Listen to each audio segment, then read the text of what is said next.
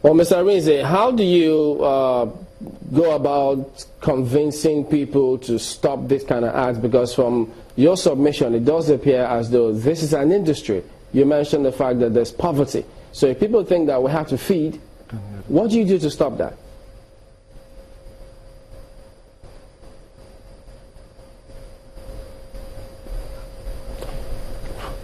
Can you hear me, Mr. Rinze?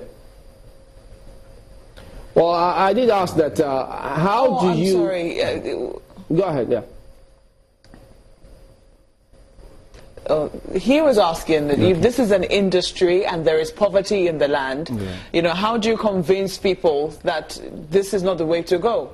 Yeah, the poverty, I keep saying, is not an excuse, because this enterprise that you go and you have to lose your life, you lose your dignity as an individual, does it worth a while?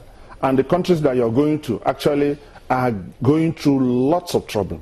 Somebody, you say it's poverty, you're going to be exploited, you're going to be subjected to all manner of indignity, you're going to be exposed to prostitution, you're going to sleep with as much as 40 men a day, and people take away the money, the so-called euros, you come back. And how many of them have come back from this business that have been able to do anything meaningful for themselves? They come back with HIV, they come back with post-traumatic stress disorder, they come back with all manner of sexually transmitted disease. Is that worthwhile? And that's what we're asking. And it has human security implications. At the point when we said there was Ebola, those are one of the concerns we shared with the National Security Advice Office of NSA, and we told them these victims that are coming back could come back, because they come back disconnected, they come back with loss of pride. And so what does it mean? If you've seen a victim in Italy, in the street of Turin, morning, noon and night, they are hanging out. There's no winter, there's no break, there's no summer, there's no rainfall. You just have to hang out there. They do shift of 7 hours. You know, you sit down in one corner, they are wearing skimpy clothes, they advertise themselves, people drive by and watch them, and they don't take them to any hotel. They bend over at the roadside under one shrub, and they do it, and they pay them. And what like in Austria, they call Nigerians Ichiros. That's what they call them. That's what they call our Nigerian girls. So, besides the loss of dignity, besides the health implications, besides these human security implications that I just spoke to you about, is it worth the while that that's what you're going to do? The Nigerian girls here, people, if you want to do prostitution, for God's sake, there are so many of them in Abuja. Nobody goes to hunt them. There's no law, and I say it, there's no law forbidding prostitution. What the law forbids is soliciting. So why don't you stay here and that's what you want to do and let people see you? Why do you think when you go to Europe and you're going to expose yourself to one madam who appropriates you, who destroys your everything about you? That might apply for those who are going out of the country, but you know, when you talk about this house help situation, which is very rampant in Nigeria, and you know, people see that people go and be house up. In some cases they're lucky, they're working for good people. In some cases they are very unlucky. You know, how do you curb that kind of trade? The house help thing, you know, initially the NAPTIP law has gone through 2 amendments now.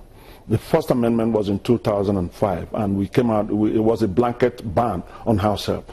And because people complained, and one of the arguments we said was that it was counter to the African principle of fostering. Because in fostering, you don't take a child and hand him over to a complete stranger, you know. But now we do that because with a complete stranger, there was no line of oversight. Now, we do know that one of the ways that the agency gets out its message is through campaigns. And one of the new ones is the Blue Hat campaign, which you're wearing right now. What exactly is the Blue Hat campaign about? When the United Nations, actually under one of the agencies, UNODC, thought about this campaign, they brought up this issue of the Blue Hat campaign. The Blue Hat signifies the cold-heartedness of the traffickers, and that's what the thing is. And the fact that the cold-heartedness of traffickers. You know, because theirs is just to exploit. They sell you over and again until they have no further use of you. So how is this going to help anything? How it is that when you wear it, it symbolizes the fact that let's have a heart and not the blue heart, okay, which is what the trafficking represents. So it's the cold-heartedness, and it reminds ourselves to further recommit ourselves to issues of anti-trafficking. campaign. Like NAPTIP has done a lot of town hall meetings, a lot of mounting roadblocks in schools, making children understand they have rights, that the best thing to do is for them to stay in school, that families are the first responders where these things should actually not start. And these are part of the campaigns we are carrying out right now. Well, Mr. Ekwe Arinze, I have to thank you for coming on the program.